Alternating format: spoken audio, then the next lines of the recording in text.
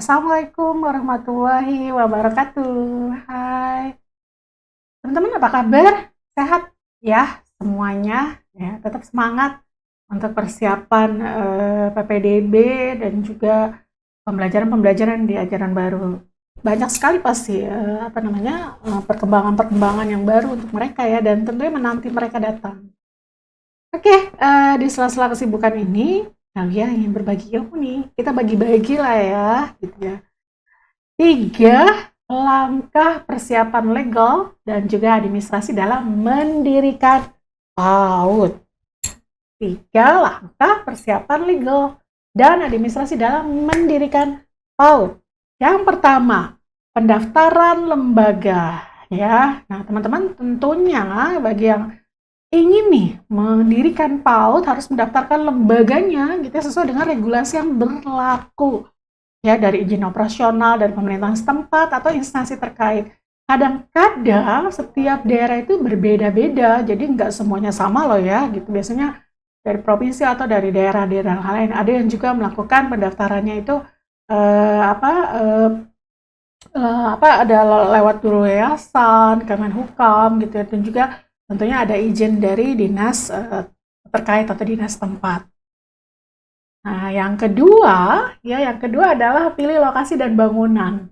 Pilih lokasi yang sesuai dengan untuk lembaga PAUD. Kenapa? Karena ini kita harus melihat dulu nih lokasinya ya, gitu ya.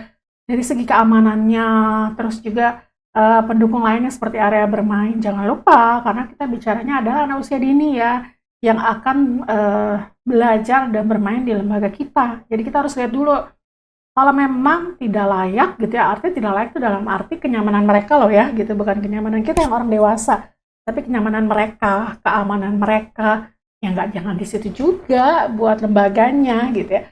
Tapi kalau memang kita bisa melihat bahwa ini safety nih buat mereka gitu ya, kan mereka nih otomatis kan mereka happy, terus mereka bermain dan segala macam, oh ya oke lah ini tempatnya aman. Nah, oke lanjutkan. Tapi kalau misalnya enggak, ya janganlah ya gitu. Terus yang berikutnya adalah siapkan bangunan atau ruangan yang memiliki keselamatan, kebersihan, dan kesehatan gitu ya. Jadi eh, waktu pengalaman Helwi ya ketika menjadi kepala sekolah selama 8 tahun, itu ketika kita membuat ruangan atau membuat bangunan itu kita benar-benar lihat banget gitu ya. Dan dari segala macamnya sisi-sisinya gitu ya. Dan juga semua permainan juga kita lihat gitu ya, kalau apakah ini akan tajam misalkan gitu, atau kalau misalkan berwarna, apakah ini akan membahayakan enggak, karena emang banyak juga mainan-mainan yang ada unsur warna-warna kan gitu, dan kita khawatir kalau misalkan permainan itu akan menjadi warna-warna itu ya namanya juga anak-anak, kadang mereka penasaran apa segala macam, jadi memang kita perlu juga untuk melakukan itu. Nah, yang berikutnya adalah pendaftaran lembaga. Sorry. Nah, yang berikutnya adalah SDM-nya. Nah, sumber tenaga pendidiknya atau pendidiknya ya. Jadi kita kan harus merekrut tenaga pengajar yang berkualifikasi dan berpengalaman dalam mengajar anak usia dini. Iya dong.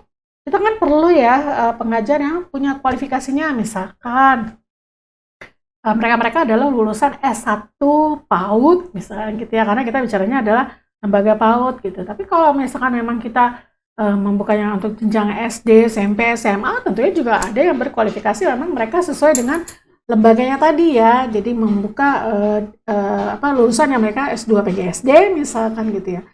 Nah, tentunya ya itu tadi punya pengalaman dong mereka dengan mengajar di anak usia dini gitu ya.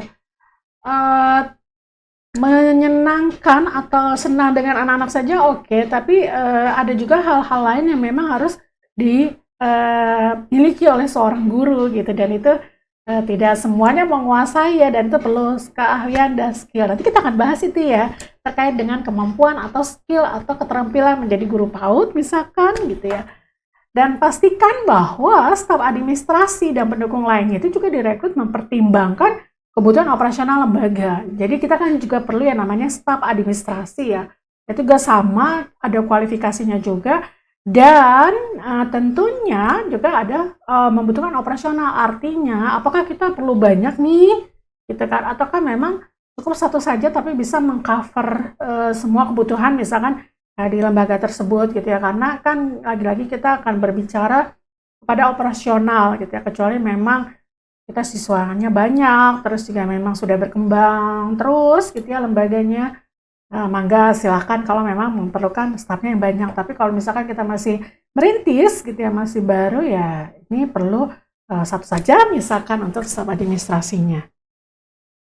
Nah, yang berikutnya adalah sudah selesai. Jadi kalau kita lihat dari mulai pendaftaran gitu ya, jadi ada izin operasional, ada yang izin operasionalnya difokuskan di dinas pendidikan, ada izin operasionalnya di lembaga, dan juga ada izin operasional di pendidikan, ada juga dinas pendidikan, ada juga izin operasionalnya di Pemda gitu ya. Terus sekali lagi terkait dengan pindah lokasi juga perlu lihat kenyamanannya gitu ya, karena anak-anak mereka diberikan kebebasan, mereka harus bermain, dan tentunya kita harus melihat aspek-aspek tersebut ya gitu ya, supaya tidak menjadi membahayakan mereka juga. Dan tentunya sumber dayanya ya tadi ya, kayak tadi misalkan bagaimana merekrut kepala sekolah, merekrut guru, merekrut staf gitu ya, dan tentunya mereka yang berkualifikasi dan tentunya juga mempunyai pengalaman di bidang tersebut atau menjadi pengalaman dari guru PAUD. Oke, terima kasih atas perhatiannya dan juga supportnya. Semoga kita selalu dalam semangat, dalam concern di pendidikan, baik juga pendidikan usia dini, SD, SMP, SMA, ataupun pendidikan di non formal, concern di situ. Terima kasih untuk semuanya. Support selalu buat pendidikan usia dini, support selalu buat semuanya. Sehat-sehat. Wassalamualaikum warahmatullahi wabarakatuh.